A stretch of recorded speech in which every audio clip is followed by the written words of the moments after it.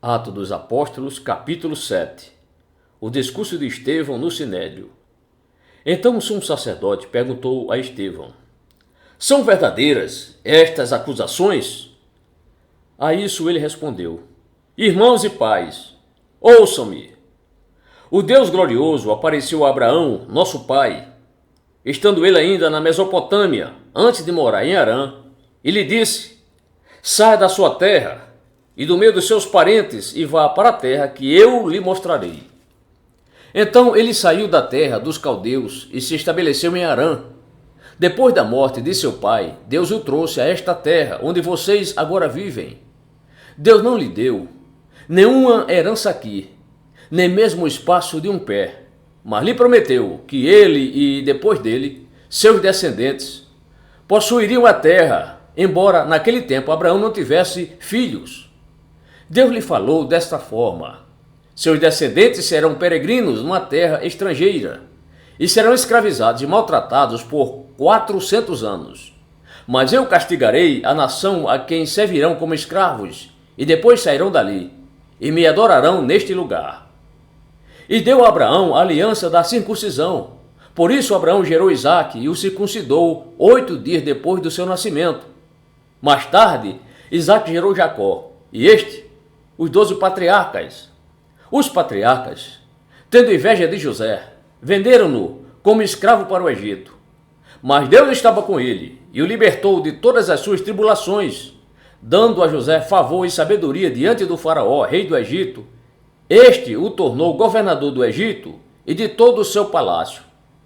Depois houve fome em todo o Egito e em Canaã, trazendo grande sofrimento, e os nossos antepassados não encontraram ali alimento.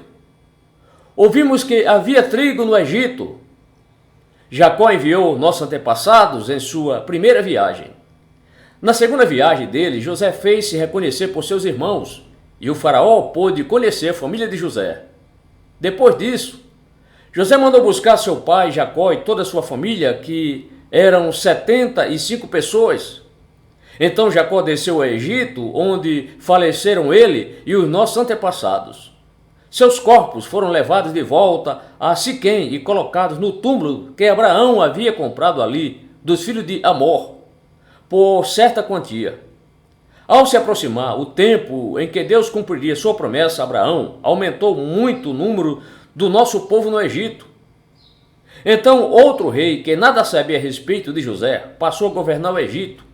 Ele agiu traiçoeiramente para com o nosso povo e oprimiu os nossos antepassados, obrigando-os a abandonar os seus recém-nascidos para que não sobrevivessem.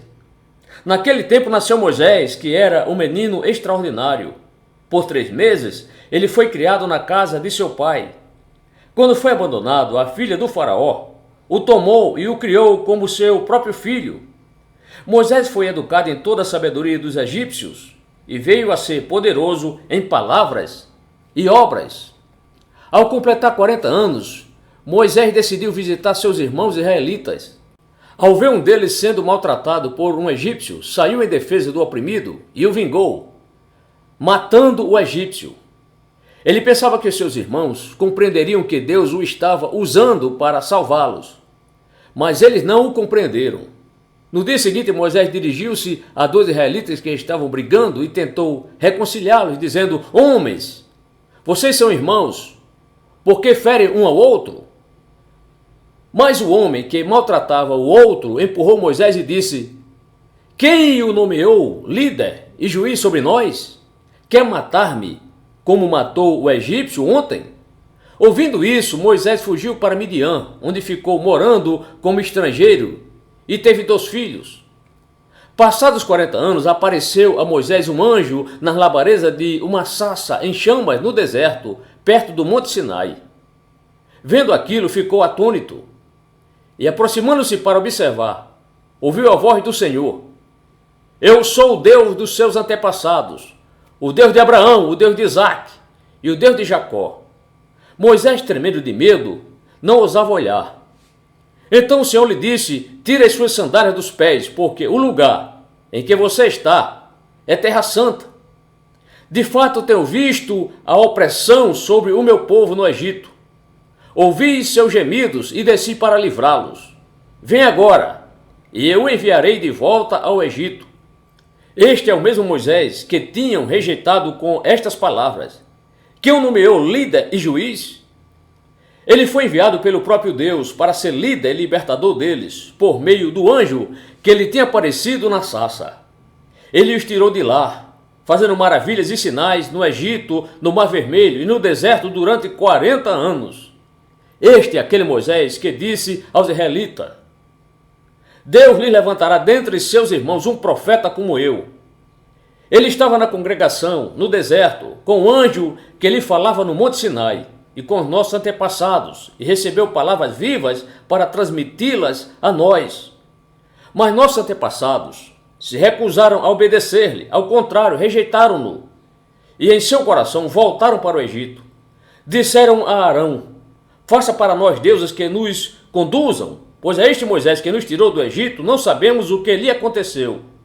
Naquela ocasião fizeram um ídolo em forma de bezerro, trouxeram-lhe sacrifícios e fizeram uma celebração em honra ao que suas mãos tinham feito.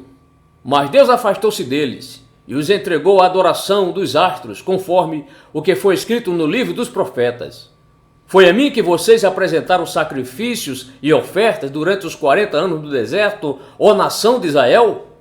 Ao invés disso, levantaram o santuário de Moloque e a estrela do seu deus Refã, ídolos que vocês fizeram para adorar. Portanto, eu os enviarei para o exílio, para além da Babilônia.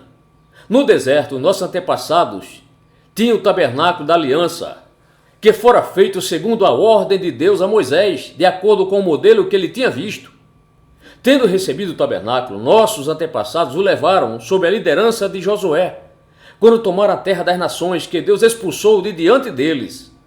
Esse tabernáculo permaneceu nesta terra até a época de Davi, que encontrou graça diante de Deus e pediu que ele lhe permitisse providenciar uma habitação para o Deus de Jacó.